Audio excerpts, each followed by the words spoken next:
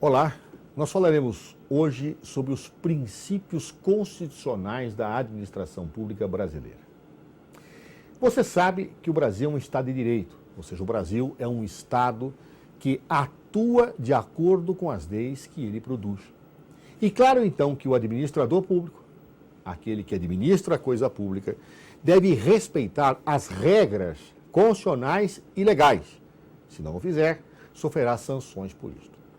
Exatamente para balizar, para parametrar o comportamento do administrador público brasileiro, que a Constituição Federal criou princípios. Princípios que norteiam não só a ação do administrador, mas que norteiam também o próprio legislador na hora que for produzir os diplomas legais que regem a vida da administração pública. Ou seja, os princípios constitucionais da administração pública são princípios que norteiam tanto a atividade administrativa como a atividade legislativa. Tanto atos administrativos como atos legislativos. Óbvio, se um ato legislativo eventualmente estiver em desacordo com esses princípios constitucionais, será inconstitucional.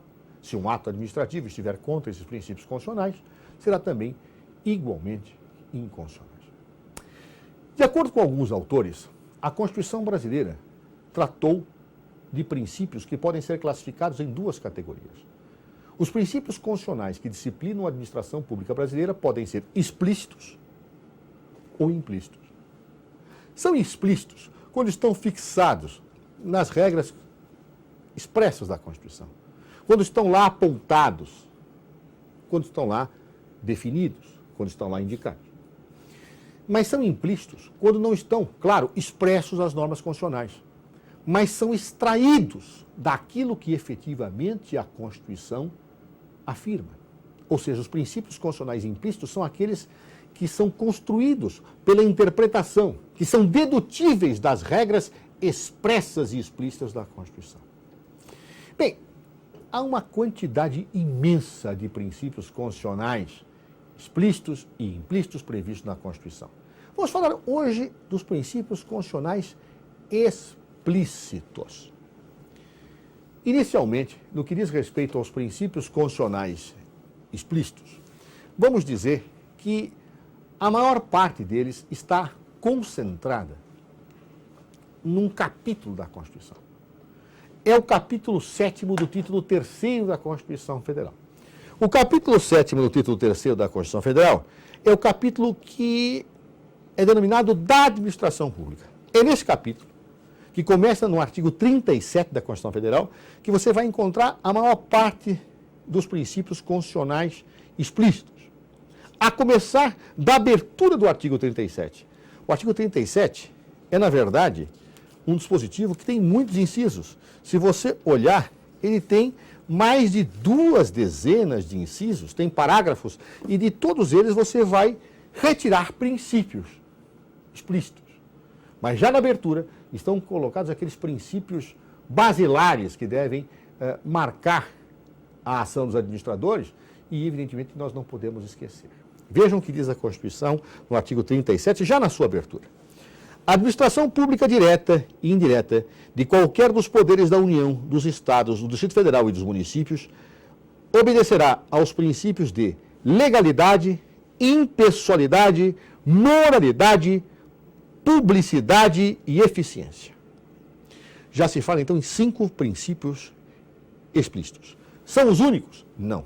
Vocês vão ter vários outros princípios da administração pública explicitados nos incisos e nos parágrafos do artigo 37. Você vai encontrar no artigo 37 o princípio do concurso público. Você vai encontrar no artigo 37 o princípio da responsabilidade civil do Estado.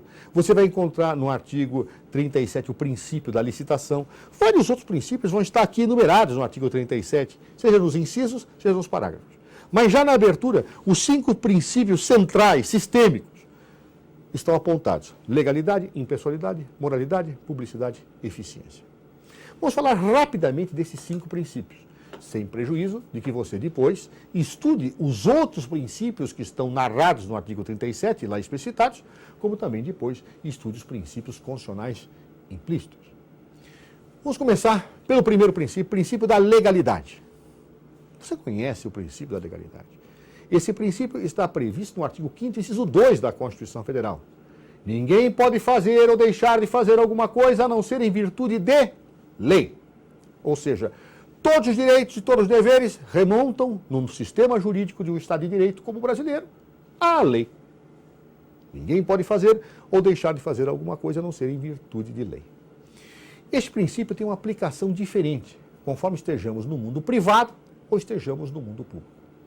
No mundo privado, o princípio da legalidade, a afirmação que ninguém pode fazer ou deixar de fazer alguma coisa a não ser em virtude de lei, quer dizer o seguinte, que as pessoas privadas podem fazer tudo o que queiram, a menos que a lei proíba a sua ação. Tudo é permitido, a não ser que seja vedado por lei.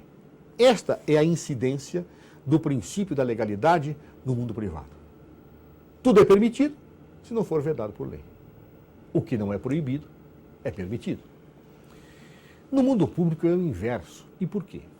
Pensem, o administrador público é o executor de leis. O administrador público é alguém que executa leis. Me lembro de um ilustre administrativista que dizia: administrar é aplicar a lei de ofício. Claro, o administrador público ele é um preposto do povo. Ele é um preposto que executa a vontade do povo. No nosso sistema, a vontade do povo é revelada pela lei. Logo, ele é um mero executor. Exatamente por isso, o princípio da legalidade no direito administrativo e, portanto, no direito público tem uma dimensão distinta daquela que é dada ao mesmo princípio do direito privado. No direito administrativo, o princípio da legalidade quer dizer que o administrador público só pode fazer aquilo que a lei lhe permite. Ou seja, o que não lhe é permitido por lei é proibido. É o inverso do mundo privado. No mundo privado eu posso fazer tudo se a lei não me proibir.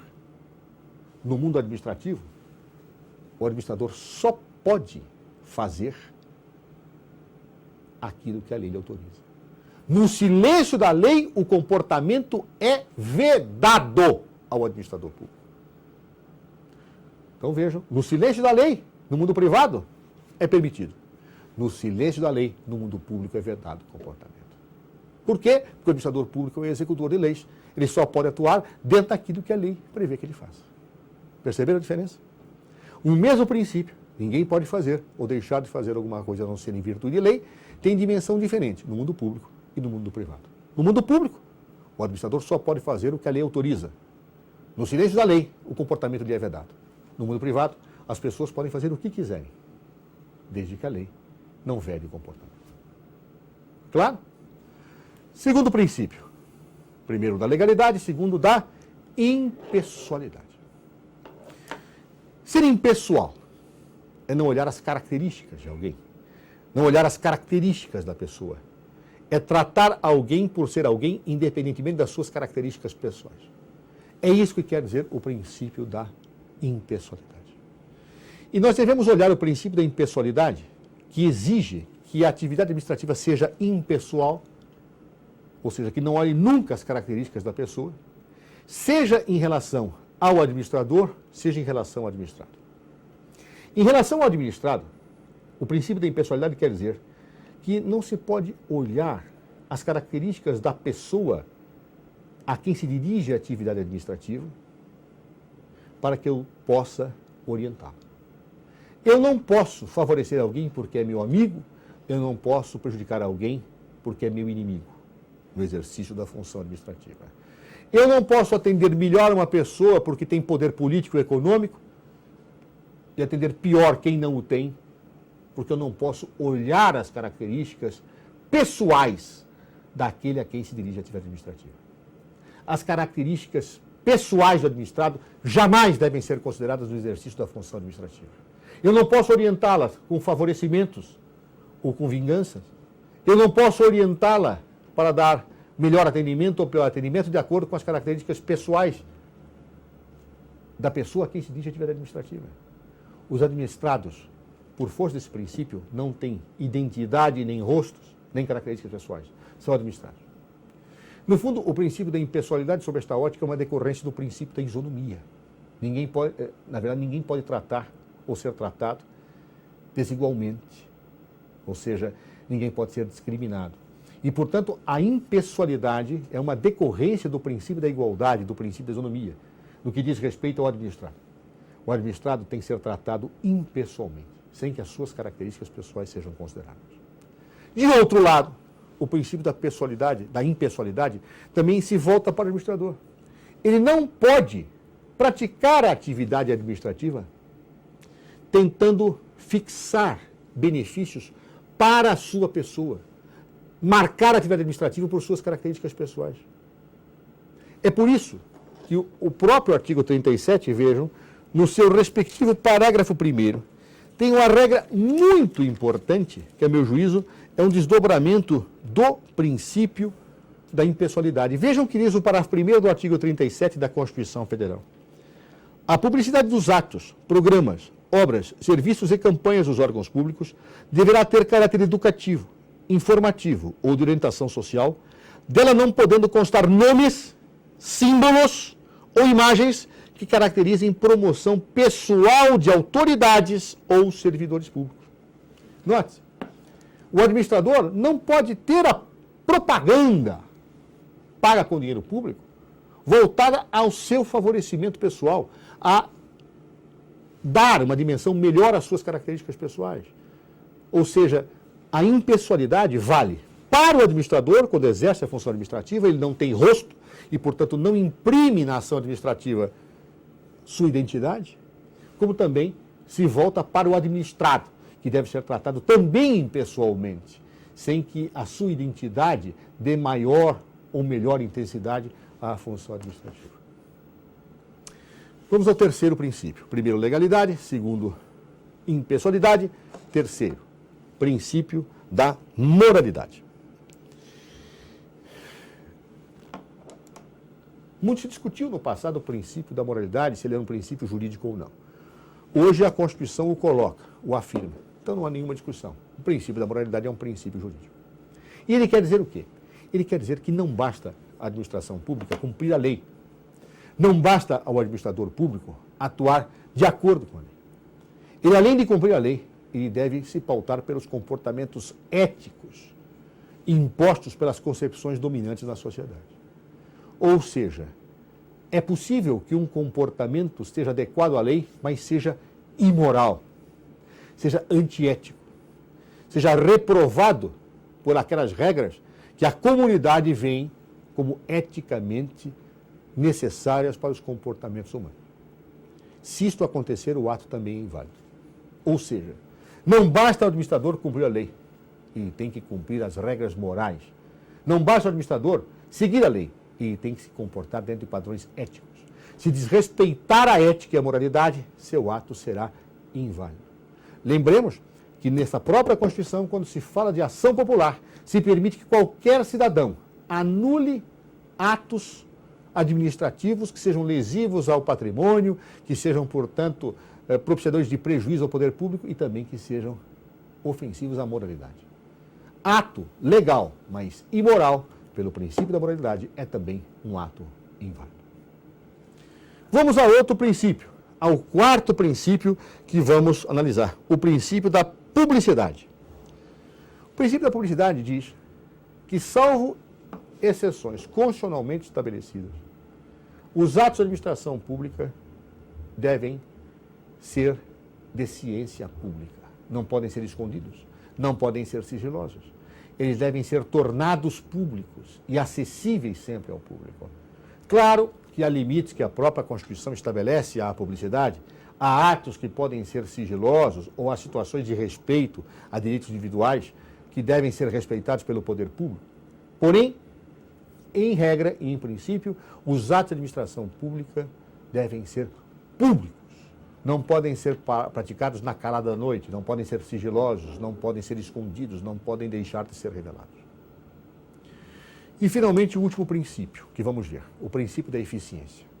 O princípio da eficiência não estava no texto original da Constituição Federal. Ele foi incluído a posteriori por uma emenda constitucional. Então, portanto, ele veio agregar-se ao texto depois. E esse princípio diz o seguinte, que é fundamental e necessário para que um ato seja válido, que ele seja adequado, dentro das condições existentes, ao melhor que a administração pública pode fazer. Ou seja, os meios utilizados devem ser os melhores e os fins alcançados devem ser sempre os melhores possíveis. Ou seja, meios e fins têm que ser, na ação administrativa, utilizados de maneira a que se possa dizer que aquilo que era possível foi feito. Eficiente é aquele que faz o melhor que pode dentro das condições que estão dadas. Tanto quanto aos meios, quanto aos fins. Se eu tenho meios suficientes e chego a fins péssimos, não fui eficiente. Se eu chego a fins péssimos, mas utilizei mal os meios, eu também fui ineficiente. Ato marcado pela eficiência é o ato em que meios e fins, dentro das condições existentes, revelam a melhor utilização possível daquilo que estava ao alcance do administrador. Estes, portanto, são os 5 princípios que abrem o artigo 37 da Constituição Federal e talvez aqueles que são mais recorrentes, mais citados, porque vários dos outros princípios, às vezes, são decorrências dele. Nós vimos, por exemplo, que o parágrafo 1º do artigo 37 é uma decorrência do princípio da impessoalidade. Pode-se dizer que, de certa forma, o princípio da licitação é uma decorrência do princípio da impessoalidade e do princípio da isonomia, e assim por diante. Por isso, esses 5 princípios são sempre referidos e devem estar sempre presentes entre nós. Mas o que não quer dizer que você, além de conhecer bem esses 5 princípios, não deva ver os outros princípios que estão previstos nos incisos e parágrafos do artigo 37, os outros princípios que estão previstos nos outros artigos da Constituição, que não o artigo 37, e também deva analisar os princípios constitucionais implícitos que regem a vida da administração pública. Por hoje, ficamos por aqui. Até o nosso retorno.